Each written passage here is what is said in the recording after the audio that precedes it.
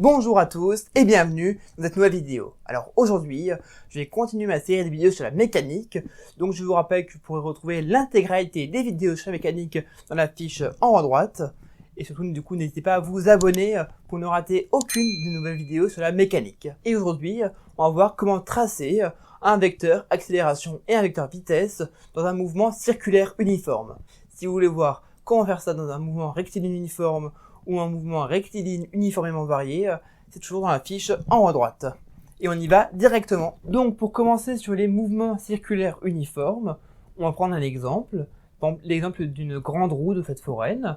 Eh bien là on aura un mouvement circulaire uniforme, puisqu'on aura un mouvement circulaire déjà, et uniforme puisque la vitesse sera toujours la même, à supposer qu'on n'arrête pas la grande roue. Et on va prendre par exemple une nacelle en particulier, par exemple cette nacelle là, et on va l'étudier en fait durant cette vidéo. Et donc avec cette nacelle, on va pouvoir obtenir plusieurs points à des intervalles réguliers. Par exemple ici tous les 0,1 secondes, on va pointer pour voir où est cette nacelle. Et donc, bon là ça va être très rapproché, mais imaginons qu'on obtienne ce graphique là. Avant de commencer, on va juste préciser que 1 cm ça correspond à 0,1 mètre par seconde, et que 1 cm ça correspond également à 1 mètre par seconde au carré. Le but de cette vidéo, ça va être de calculer l'accélération au point 2. Donc pour cela, comme pour la première vidéo, il va nous falloir deux choses. Le vecteur vitesse au point M1 et le vecteur vitesse au point M3. Donc on rappelle, pour le vecteur vitesse au point M1, ça va être la distance M0, M2 divisé par 2 delta t. Donc pourquoi M0, M2? C'est comme avant, en fait, c'est la distance entre le point précédent et le point suivant. Et pourquoi 2 delta t? Puisque, on rappelle, eh bien, on a un premier delta t, c'est-à-dire on a un premier intervalle de 0,1 seconde entre M0 et M1, et un deuxième intervalle entre M1 et M2, d'où 2 delta t. Et ici, on va fixer par exemple la distance M0, M2 qui est égale à 0,070 mètres, du coup, divisé par 0,2 secondes. Et on va obtenir 0,35 mètres par seconde moins 1. Et du coup, d'après notre échelle, on va pouvoir tracer le vecteur vitesse au point 1, qui va du coup être de 3,5 cm. On va le tracer. Et donc juste avant de continuer, vous dire, là le vecteur que je viens de tracer, eh bien il fait 3,5 cm normalement, mais bon, chez moi il va faire peut-être un peu moins, un peu plus.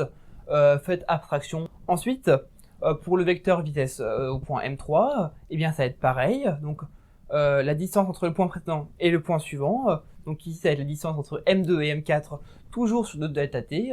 Eh bien ici la distance ça va être la même, puisque on est sur un mouvement circulaire uniforme, donc il y a toujours la même distance entre deux points, et du coup ça va toujours être 0,070 mètres, donc 7 cm en fait, divisé par 0,2 secondes, et on obtient du coup le même résultat qui est 0,35 mètres par seconde moins 1. Et donc on va tracer le vecteur de vitesse au point M3, qui lui aussi est de 3,5 cm, et donc il s'est tracé à l'écran. Maintenant, on a toutes les cartes en main pour tracer le vecteur accélération au point M2. Et donc on le rappelle, mathématiquement, le vecteur accélération au point M2, c'est la dérivée du vecteur vitesse au point M2 divisé par le temps, et donc ça va être égal au vecteur vitesse au point 3 moins le vecteur vitesse au point 1 divisé par 2 delta t. Donc là l'astuce, ça va être de faire comme pour les mouvements rectilignes uniformément variés, de dire que la dérivée du vecteur vitesse au point M2, ça va être vecteur vitesse au point M3 plus moins le vecteur vitesse au point M1. Donc ça toujours divisé par 2 delta t. Et donc du coup, on va pouvoir tracer notre vecteur accélération. Donc on va le faire. Donc on va partir de M2 et on va tracer le vecteur vitesse 3. Et ensuite, en partant de la fin de ce vecteur vitesse 3, on va tracer moins le vecteur vitesse 1. Donc il va s'afficher à l'écran.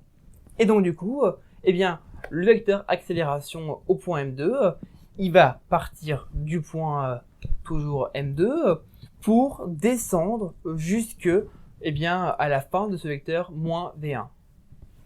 Et donc, on va avoir, si on mesure, 4 cm pour ce vecteur, donc si on convertit avec l'échelle, 0,4 mètres par seconde.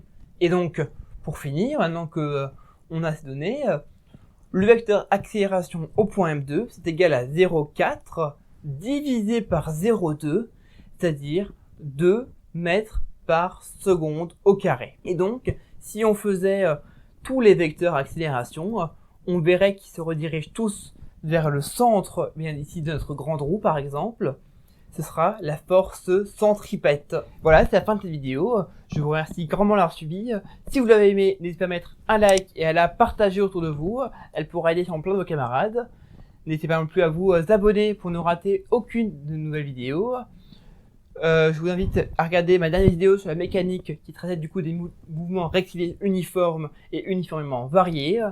Et si vous voulez continuer à réviser et apprendre, c'est par ici avec la playlist des révisions express. Sur ce, moi je vous dis à la prochaine. Salut à tous!